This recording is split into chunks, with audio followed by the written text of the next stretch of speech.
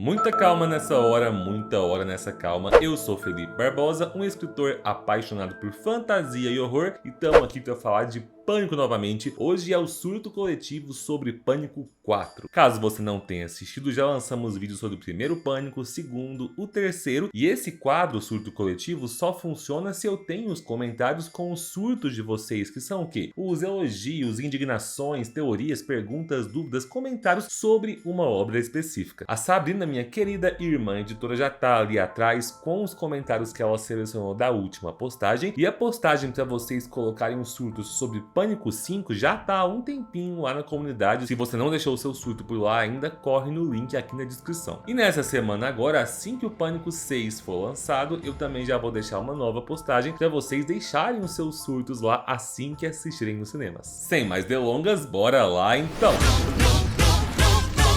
Pânico 4 foi lançado em 2011, 11 anos depois do terceiro filme, o que demonstra que realmente os produtores não tinham intenção de fazer uma saga de 4 partes, a intenção era que fosse uma trilogia. No último vídeo a gente inclusive comentou que o terceiro filme parece bem o encerramento ali do arco dos personagens, mas felizmente não foi, porque a gente teve esse filme maravilhoso aqui, novamente com o Wes Craven na direção e o roteiro do Kevin Williamson, que a gente sentiu tanta falta dele lá no roteiro de Pânico 3. Kevin Williamson voltou para fazer o roteiro desse filme, e embora, pra quem não sabe, Kevin Williamson tinha umas tretas com a galera da produção, o Harvey Weinstein e o irmão dele. Então, apesar de nos créditos de Pânico 4 aparecer que o roteiro é apenas do Kevin Williamson, ele fez a versão inicial do roteiro, mas dizem que depois várias partes foram reescritas e alteradas quando ele saiu do projeto, e eles chamaram o Aaron Kruger, que foi o roteirista do terceiro filme. Isso poderia ser preocupante, porque apontamos muitos defeitos no terceiro filme da saga, mas acabou que a junção dessas duas mentes resultou num roteiro que eu acho fenomenal. Eu acho o Pânico 4 um dos melhores. Eu ainda não tô pronto para fazer o meu ranking, eu decidi que eu só vou falar o meu ranking dos filmes quando chegarmos lá no sexto, mas até aqui pra mim ele tá ali pau a pau com o primeiro. Quero saber a opinião da minha irmãzinha novata no universo de Pânico. O que você achou desse filme? Esse aqui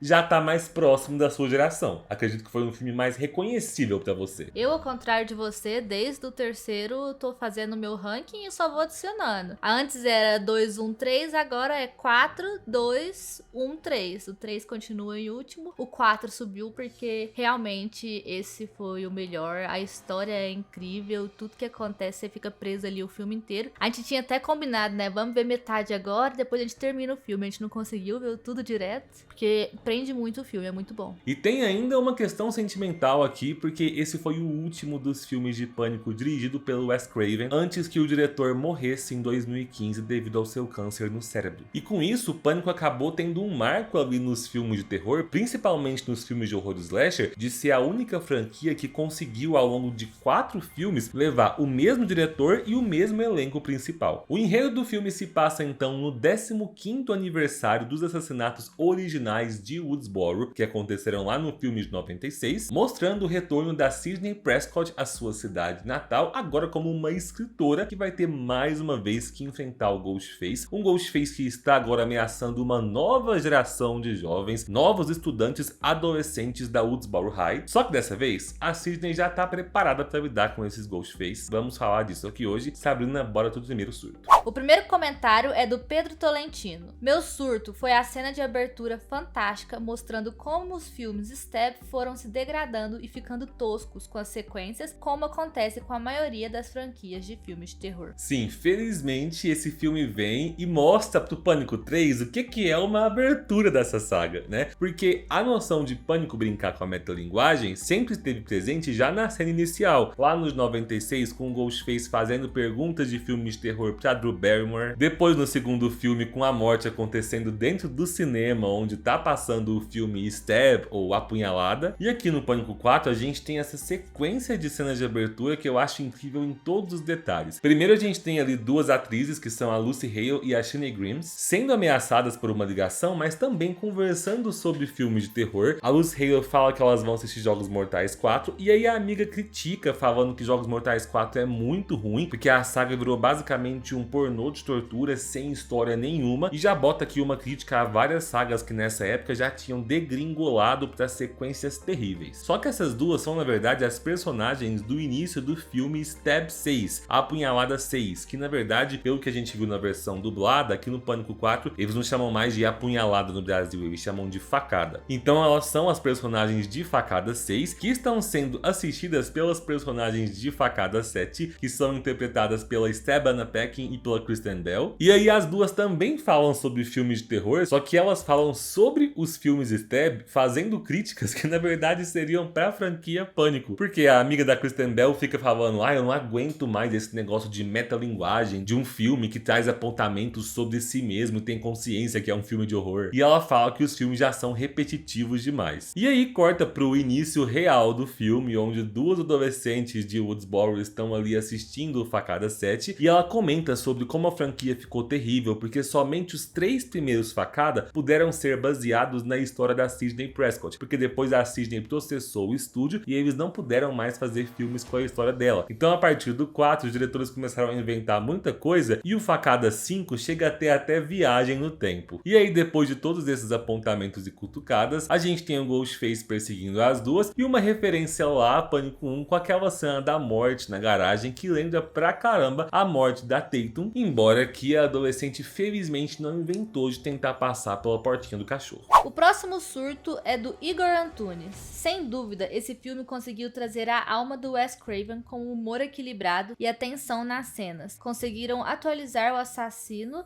e as motivações, que mesmo sendo lançado em 2011, continua sendo extremamente atual. Adoro os 3 personagens clássicos lidando com isso pela 4ª vez, cada um de um jeito mais maduro, afinal de contas, 11 anos depois não é pouca coisa. Essa questão que ele falou de que o tema se mantém atual até hoje é bizarra, porque eu acho que essa temática que o Pânico 4 traz faz muito mais sentido com a sociedade de hoje do que de 2011, mas Pânico 4 já tinha lá algumas ideias até à frente de seu tempo. E falando sobre a questão dele estar mais maduro, eu acho engraçado porque eu adoro a mini treta do Dewey com a Gale, de agora ele ser o xerife, vou lidar com isso sozinho, e ela, a gente era uma equipe, a gente trabalhava junto, e eles tentando separar isso, eu adoro demais. Bom, já que você começou falando por eles, vou comentar então, eu gosto também dessa parte, mas tem uma coisa que eu sinto falta. Eu confesso de que pelo menos em um momento a gente pudesse ver a parte boa que existiu no casamento do Dewey e da Gale, porque a gente só viu as partes de crise. A gente viu eles brigando lá no terceiro filme e viu ela sendo pedida em casamento só na última cena, e depois a gente vê eles aqui com 10 anos de casado, onde pra eles o casamento já não tá mais aquela coisa. Só que assim, talvez seja a arte imitando a vida, né? Porque no vídeo passado eu falei sobre como David Arquette e a Courtney Cox se conheceram em Pânico, depois começaram a namorar no outro filme, se casaram. Quando esse filme aqui foi gravado, eles já tinham se divorciado, inclusive eles ficaram casados na vida real por 10 anos e depois pediram um divórcio. Acho que é por isso, inclusive, que não tem nenhuma cena amorzinho desses dois aqui no filme. Talvez os atores não estivessem dispostos a reviver o passado.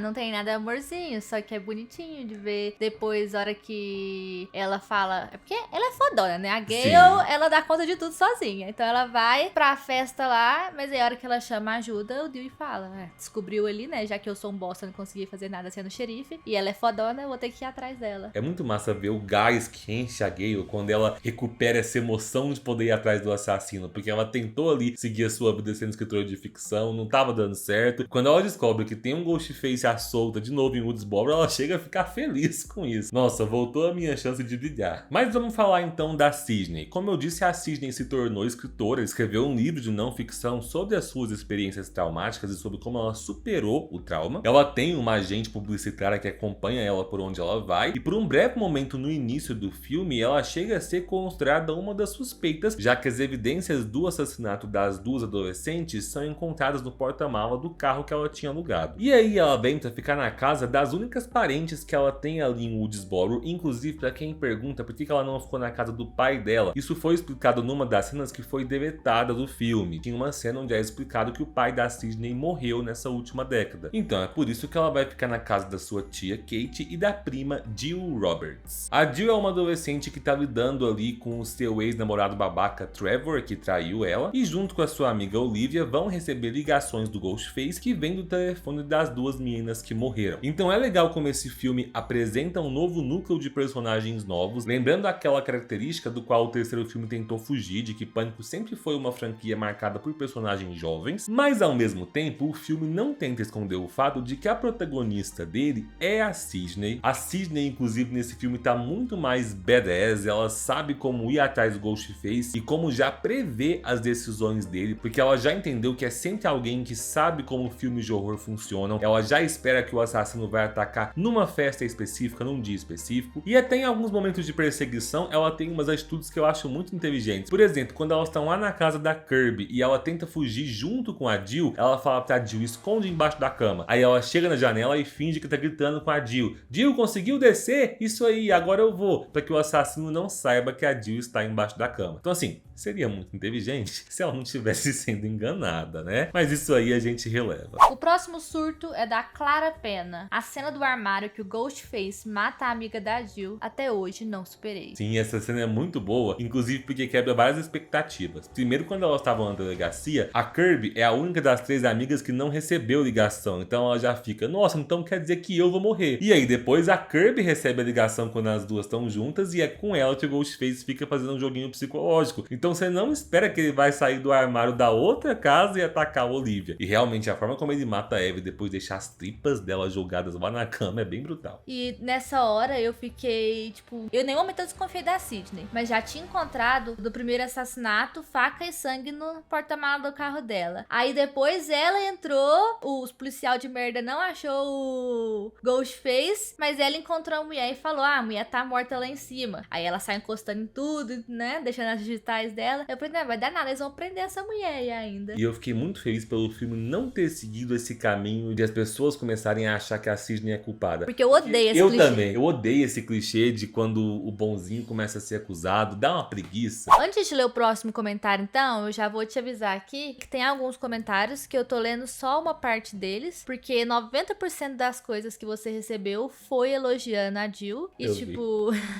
realmente ela é incrível, mas não dá pra gente passar o vídeo inteiro falando só dela. Eu acho que foi o post que teve mais comentários, só que a gente custou achar comentário pra colocar nesse vídeo, porque quase todos falavam a mesma coisa. E aí, como a gente vai falar dela no final já, tô deixando isso pro final e tô lendo só alguns pedaços sobre outros tópicos. Esse próximo comentário é do Revolução dos Livros por Matheus Lameck. Eu sempre me perguntei, depois que saiu o 5º filme, se a Kirby tava viva. Como que no hospital a Jill só quis matar a Sid e o Dewey também não cita ela como viva. Se ela estivesse viva mesmo, o Dewey saberia, pois a ambulância, quando foi pegar os corpos, eles têm que checar o pulso e etc. Mas enfim, eu adoro a personagem da Kirby e ela é pra mim um Randy, só que mais engraçada e com mais carisma. Desculpa, Felipe, eu prefiro ela. Não tem nem por que falar desculpa, porque eu concordo. A Kirby é uma personagem muito boa. Eu gosto porque ela é a personagem fã de horror, mas finalmente Pânico traz um personagem que tá nesse clichê, mas foge do típico cara nerd. Porque, gente, o fandom de horror é muito amplo, muito diverso. Tem pessoas de vários estilos, de várias vivências. Então é muito massa a gente ver uma personagem garota, que é toda estilosa, usando ali a sua jaqueta de couro, um penteado super massa. É popular e, inclusive, eu acho que deixaria outros fãs de horror ali no chinelo. Porque na hora que o Ghostface faz o enigma lá com as perguntas de filmes de terror pra ela no telefone, a menina sai disparada falando em sequência todos os filmes de terror slasher que existem, que eu fico assim, ó... Parabéns, porque eu não sei se eu dava conta. E não só gosto da Kirby, como fico também com muita pena da forma como ela é enganada pelo Charlie, dá uma raiva do caramba naquela cena. Só que exatamente o fato de ele não dar tantas facadas nela que sempre permitiu que os fãs fizessem suas teorias de que a Kirby pudesse ter sobrevivido. E apesar de esse vídeo aqui não ter spoilers do Pânico 5 e do Pânico 6, acho que tá tudo bem eu falar isso aqui, porque ela tá sendo divulgada em todos os trailers aí de Pânico 6. A Kirby realmente sobreviveu, ela tá de volta em Pânico 6, e apesar dela não ter participado ativamente de Pânico 5, tem um mini easter egg aí no filme que só quem é muito detalhista conseguiu identificar e perceber que a personagem tava viva, e a gente fala sobre isso no próximo vídeo. Eu adorava essa personagem, e acho que o pior pra mim foi que, tipo, ela não confia. E aí a Sidney fala pra ela, se você tem um pingo de dúvida, você não abre a porta. E ela fica com a porta fechada, né, tipo, se lasca aí. E depois ela acaba confiando, né, então tipo, ela tinha um pingo de dúvida, mas ela acaba caindo depois. Não vê os filmes direito e não entende, né, porque nos filmes, se imitava a vida real, já tinha acontecido de um vilão fingir que foi machucado, igual no primeiro, e depois revelar o vilão. E ver você falando isso me faz pensar numa coisa aqui que eu não tinha pensado antes. Todas as personagens femininas femininas desse filme são as personagens mais inteligentes dele. Não só a Sidney e a Gale, mas a própria Kirby e inclusive a Jill, que é inteligente pra caramba. O que mostra também com a Sidney e com a Gale que as mulheres ficam mais inteligentes conforme vão ficando mais velhas, mas os homens, o Dewey continua só apanhando e não servindo pra nada, né? Ele virou xerife como, Sabrina? Se ele só apanha. É porque o cara morreu, precisava de alguém. O próximo comentário é do Gabriel Fancy. O maior surto pra mim é quando a dupla de personagens cinéfilos, Charlie e o Rob, fala que pra sobreviver a um filme de terror moderno, você tem que ser realmente gay. Eu ri muito nessa cena e na seguinte, quando um deles, antes de morrer, usa esse argumento pra ver se dá certo.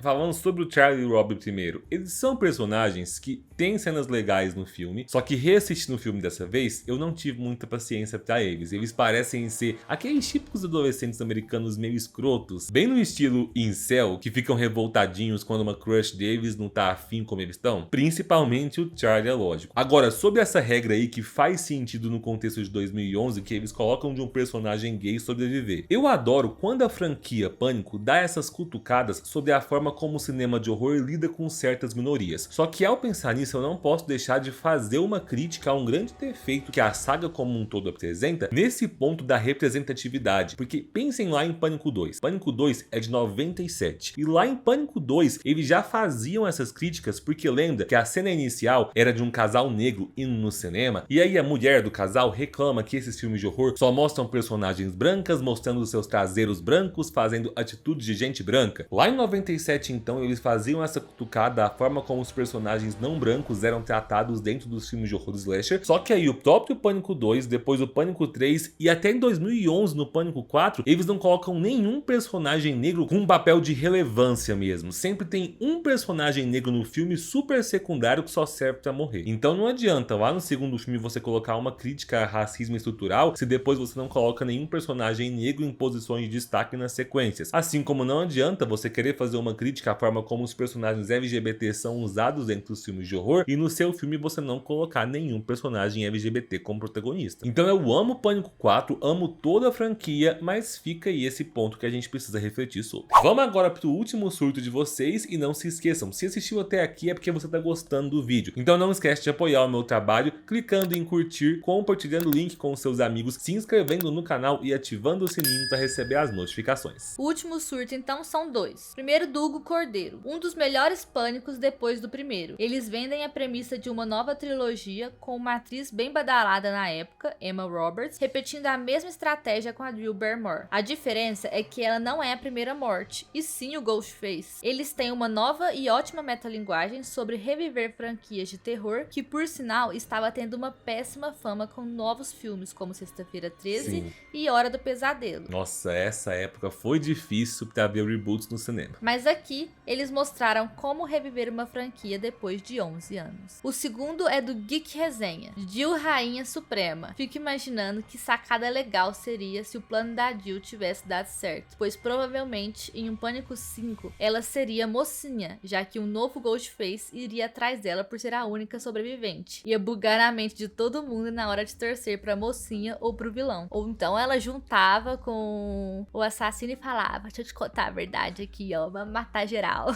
Eu confesso que eu não gostaria que o final do filme fosse diferente, porque eu acho o final muito bom, mas queria que tivesse uma versão paralela só pra gente ver isso aí acontecendo. Podiam fazer isso nos filmes Stab, porque realmente seria uma experiência muito louca você assistir uma sequência onde todo mundo tá apoiando a Jill, achando que ela é a heroína, quando na verdade desde a primeira cena a gente, que é o público, já saberia que ela é a vilã. Adorei o comentário da Geek Resenha e concordo completamente com o Hugo quando ele fala que é a perfeita replicação do efeito Drew Barrymore. A Emma Roberts realmente era uma atriz muito em alta na época, e pra quem já acompanhou a American Horror Story sabe que a Emma Roberts é uma atriz muito boa, mas que ela só faz dois tipos de papel. Isso não é uma crítica, é mais uma questão de como os diretores e produtores sempre encaixam ela nos mesmos clichês. Mas em todo filme ou série que ela faz, ou a Emma Roberts é o estereótipo da mocinha comportada, ou ela é a vadia psicopata. O massa aqui de Pânico 4 é que a gente vê ela sendo as duas coisas, porque até 80% do filme ela é a mocinha comportada, mas de repente ela vira a vadia psicopata. E eu gosto muito de como ela é inteligente, porque ela é a Ghostface de todos que chega mais perto de realizar o seu plano e os seus objetivos. E graças a ela, a sequência inteira, o final do terceiro ato todo do filme filme é muito bom a partir do momento que ela se revela. Ela traindo o Charlie e esfaqueando ele até a morte, pra mim é muito bom. A cena dela esfaqueando a Sidney é muito macabra, porque a gente entende as motivações da personagem, embora obviamente a gente não concorde. Depois tem aquela cena que eu acho um misto de comédia com bizarrice, dela se socando, se arranhando e se batendo pra ficar toda machucada. E por fim a gente tem a sequência de cenas no hospital, onde ela descobre através do Dewey que ela não é a única sobrevivente, que a Sidney ainda tá viva. E olha, ela foi uma Ghostface que deu trabalho, porque precisou do Dewey, da policial loirinha lá, da Gale e da Sidney juntos pra conseguirem dar um fim nela. E aí, o filme, que passou o tempo todo lançando críticas à mídia, às redes sociais e a forma como informações se espalham numa rapidez nessa geração atual, finaliza de forma excelente naquela cena em que a Jill tá morta, mas lá de fora do hospital, todos os repórteres que ainda não sabem da verdadeira informação estão reportando a garota aí como a nova heroína de Woodsboro, a nova sobrevivente do massacre dos Ghostfaces. Bom, cambada, é isso. Fiquei muito feliz com o Pânico 4, já estou ansioso para reassistir o Pânico 5 agora e poder fazer os comentários com vocês. Fiquem de olho, porque nesses próximos dias saem aqui no canal tanto vídeos sobre Pânico 5 quanto sobre Pânico 6. Muito obrigado pela companhia, um beijo